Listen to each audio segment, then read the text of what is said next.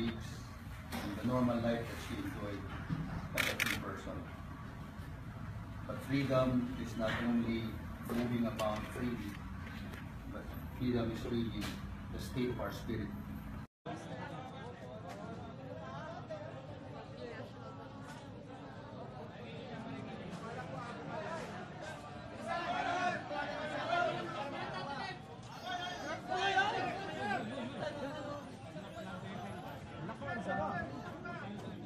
Walang gagalaw!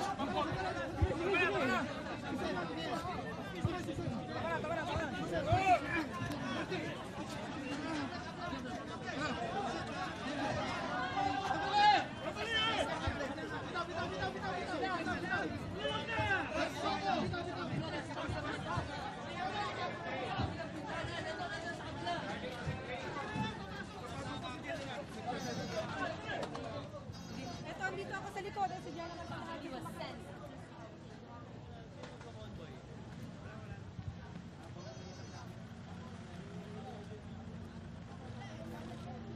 Buksan mo! Ron, sa labas tayo, doon sa mga supporters tayo.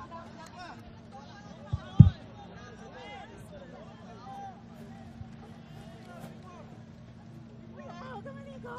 Tinutulak ako dito.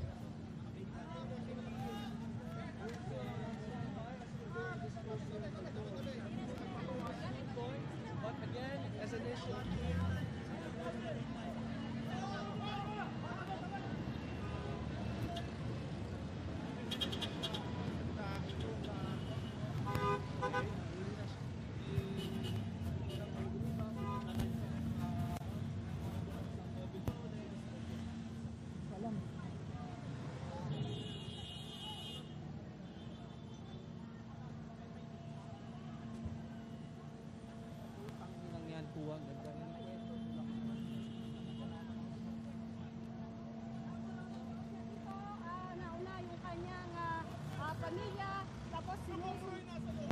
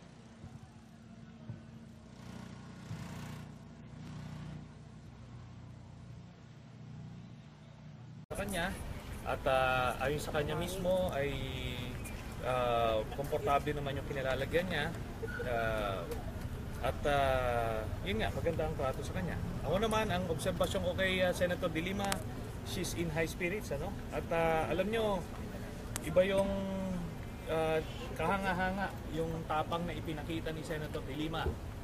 Dahil alam niyo, iba hindi hinaharap yung mga ganyan, ano? Kami, nung kami nakulong, talagang ginawa namin, ano, yung aming pagkakasala at kaya tanggap namin yung pagkakulong. Pero ito, si Senator De Lima, wala man siyang kasalanan, wala man ginawa, ano? Pero talagang pinag-initan lang. Kumusta sir yung kwarto niya? Ano itsura? Hindi ko nakita yung kwarto niya mismo, pero doon kami doon sa adjacent na meeting room. So, ano naman, nakita natin may mga maganda naman yung security sa kanya, hindi siya mapipiligro yung buhay niya dyan, may monitoring na... Sir, yung OSAA kasama niya sa kwarto. Nasaan po yung OSAA, sir, na magbabalik? Wala akong nakitang OSAA doon. Sir, yung mga foam tsaka yung cooler, galing po sa inyo yun, sir? Yung pinasok? Hindi. Binili nung staff niya na yun. Any request from Senator De Lima? Wala naman. Sinabi lang niya na, ayun nga, na she's in high spirits at hindi natitinag yung kanyang convictions na ipagpatuloy yung laban.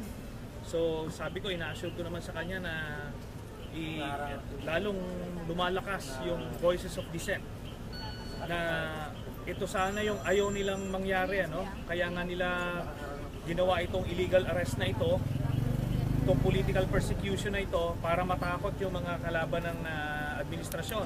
Pero kabaliktaran yung nangyari kasi nararamdaman mo na mas marami ang nag-voice out ngayon, mas lumalabas yung galit at simpatsya. Sir, kayo daw ang susunod. Sa akin, plano nga nila ako unahin di ba?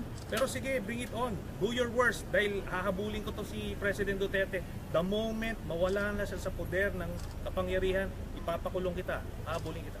Sir, may bilin ba sa inyo si Senator De Lima? Mayroong pag-request sa inyo? Na pinapagawa sa inyo? Wala naman. Na ayun nga, pinapahatid lang yung message na tuloy pa rin ang kanyang pakikipaglaban para sa kanyang mga advocacies at hindi nagtatapos ito sa kanyang pagpapakulong. Sir, for tonight, anong plano niyang gawin?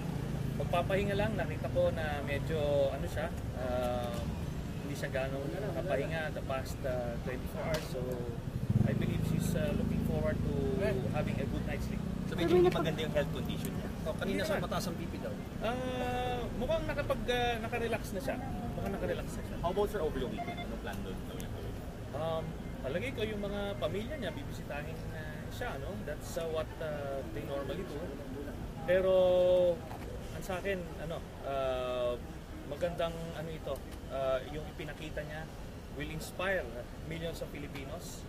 Imbis na matinag ay buhay ang laban. So, nagbigay ba kayo suggestions sa kanya how to deal with this situation? Hindi na siguro, no? Kasi sinabi naman niya na sanay siya sa Spartan living, pinalaki siya ng hindi naman maraming buhay. So sabi niya, she can take it, she can have it.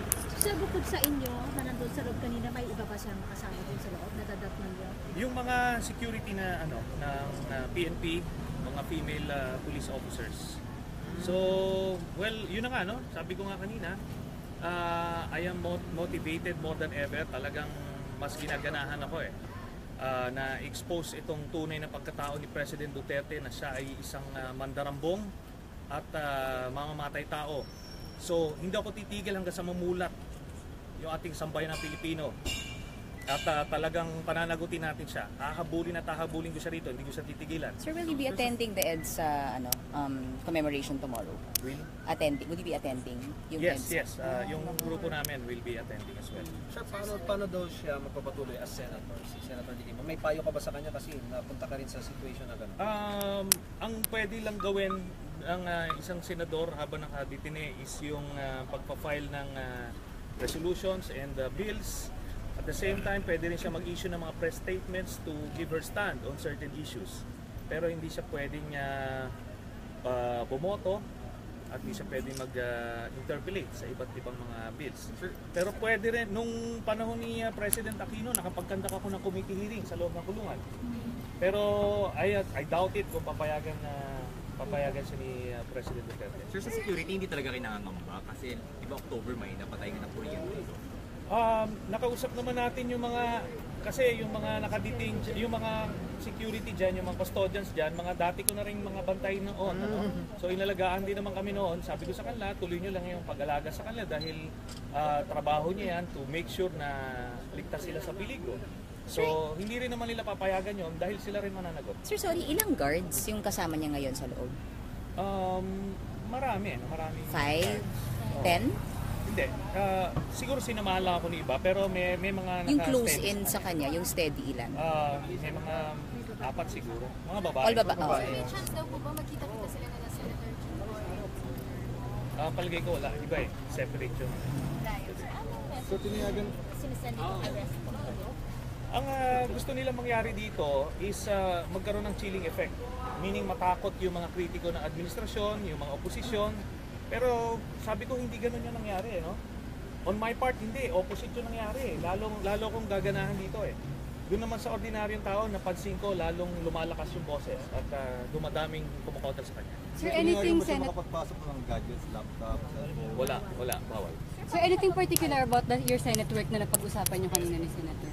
Senate work? Opo, tungkol sa mga trabaho niya sa Senado. Wala naman. Yung ngayon kasi ang inaantabayanan natin yung hearing sa Thursday kay Arthur Las Cañas. So palagay ko dyan sila kinakabahan talaga eh. Nangangatog ng mga tuhod nitong mga ito doon sa hearing na gagawin sa Thursday. So ano i-expect natin sa hearing sa Wednesday?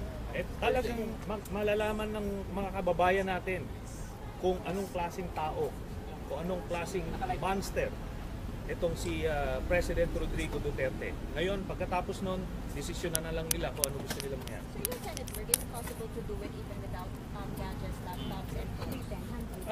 Dinadala ng staff yung mga bills and resolutions for approval, then pipirmahan pwede yun. Ang gawa namin. Thank you, sir. Thank you, sir.